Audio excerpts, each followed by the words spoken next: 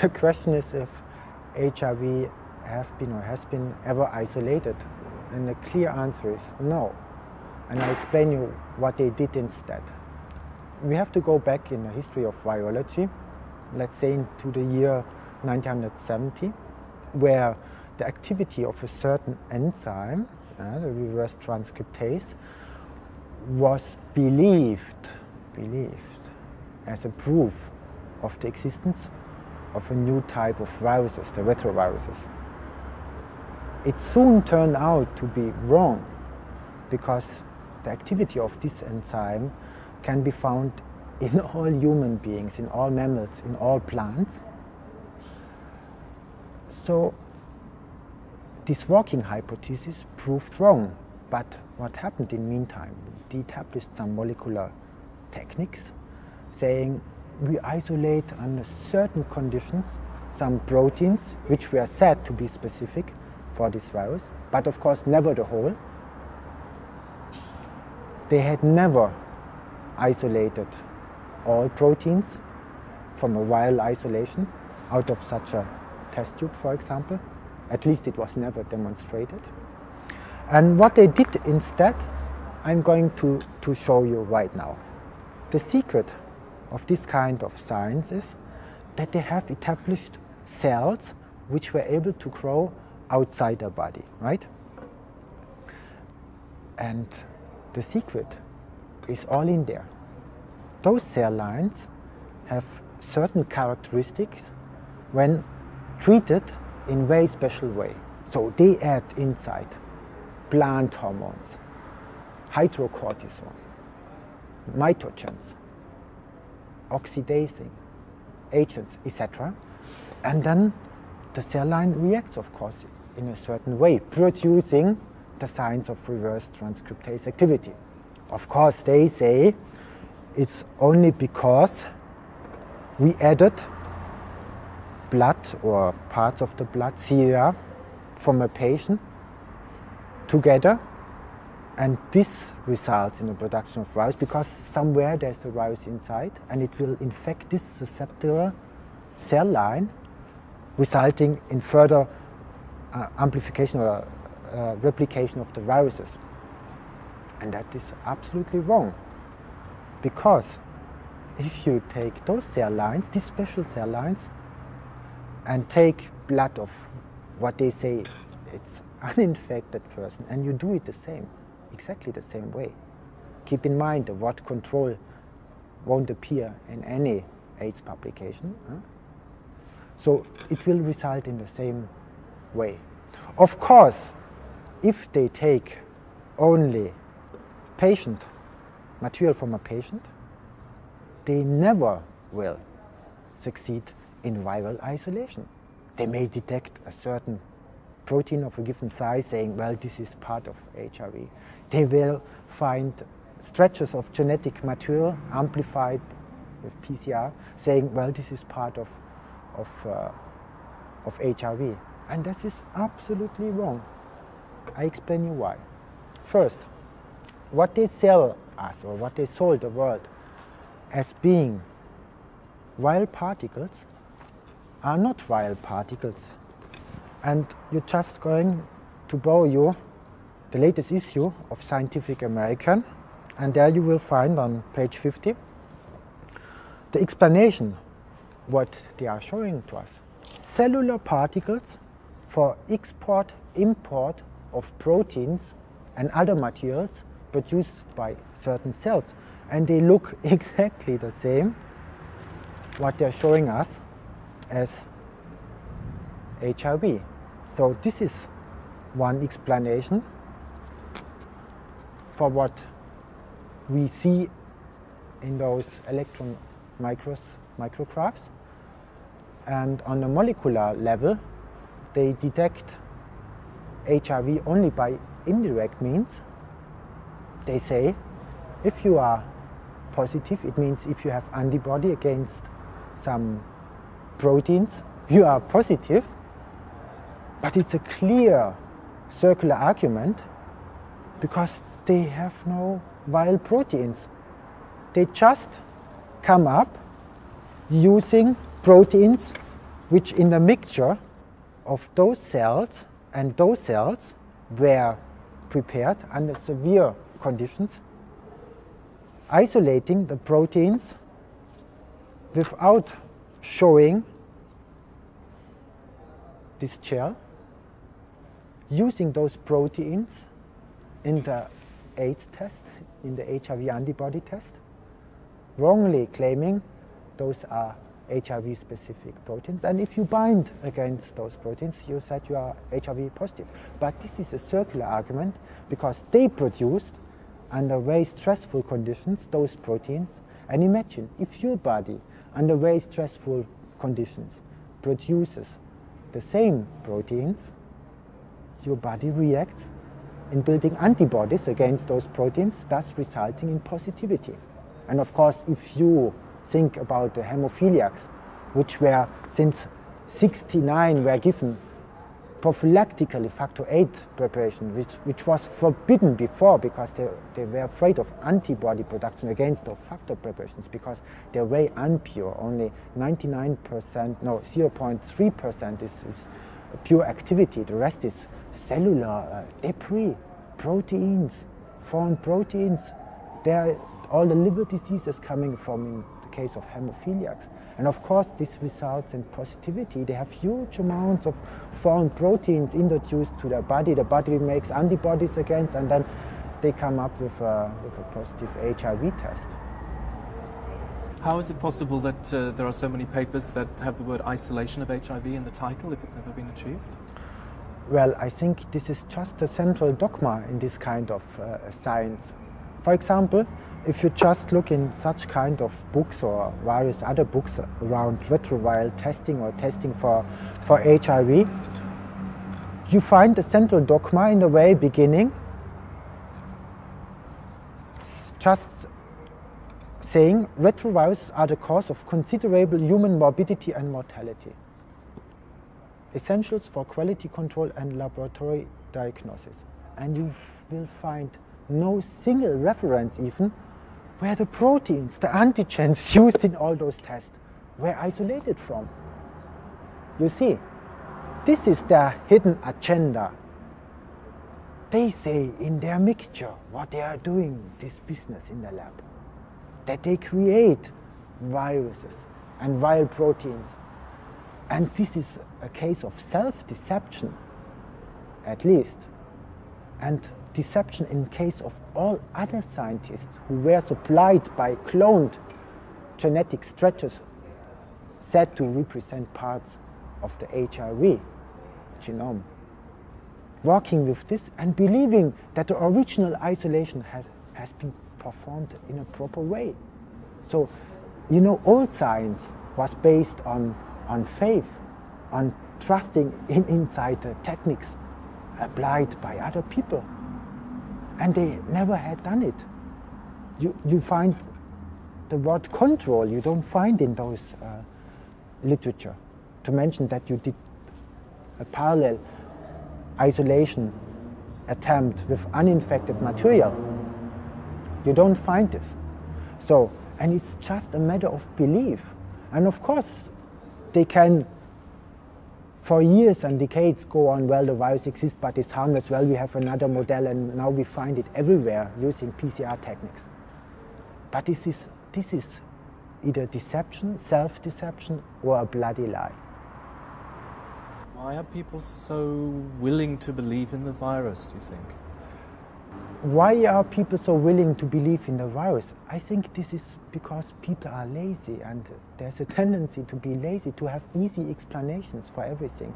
Of course, it's not that easy. We have to go back more than 100 years in science, and you are well aware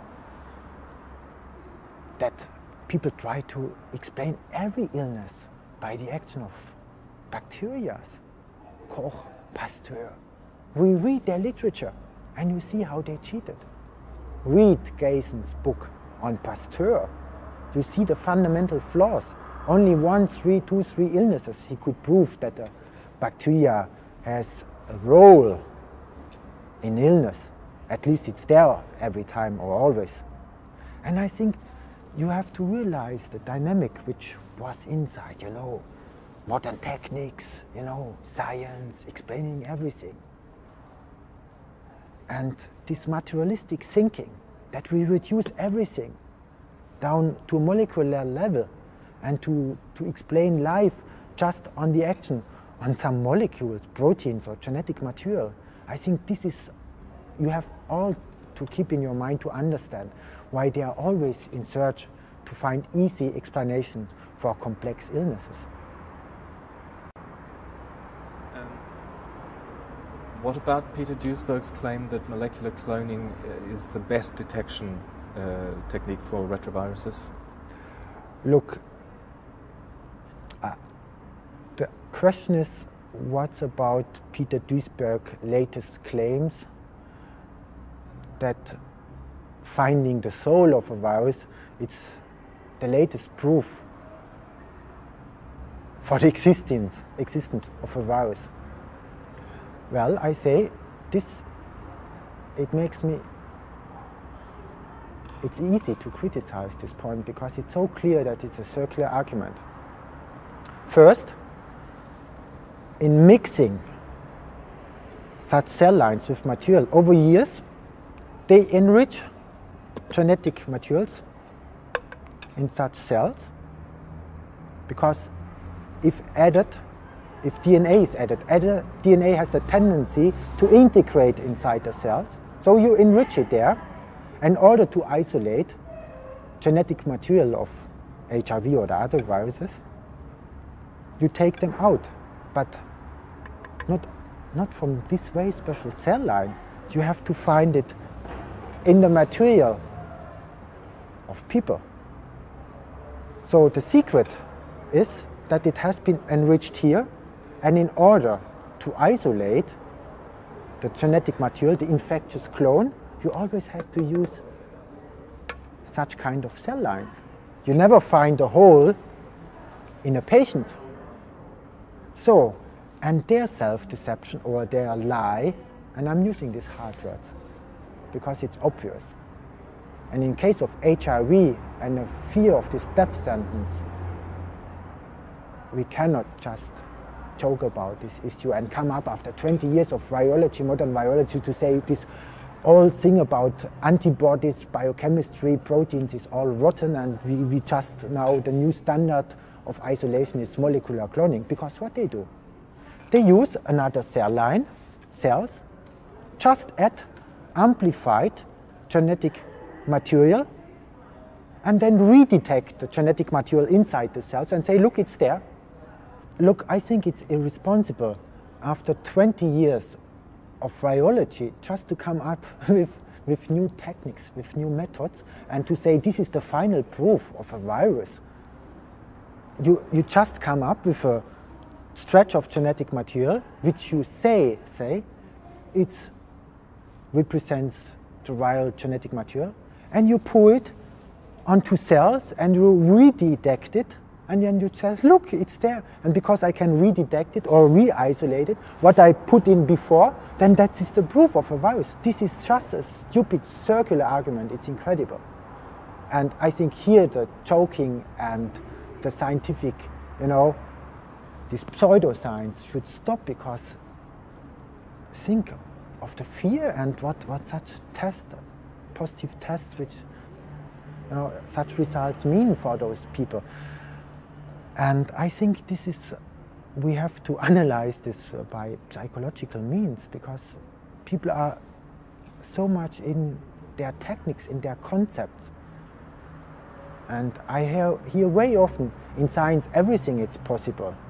Yeah, everything is possible, unless we allow them to make some claims, and if we allow them to make such claims without having a proof for it. And we have to open our eyes and ears and our brains to see where are the circular arguments. I want you to say something about vaccines now. The question about vaccines. Look, if there is no virus, and if they can only detect by indirect means the presence of some proteins said to be specific for HIV, but expressed only under severe stress conditions, then to vaccinate, it means to make the thing worse. And of course, if there is no demonstration of the existence of such virus, it makes absolutely no sense to vaccinate. Can you comment on the principle of vaccination in general? Well, it's another topic, and probably it's an overkill.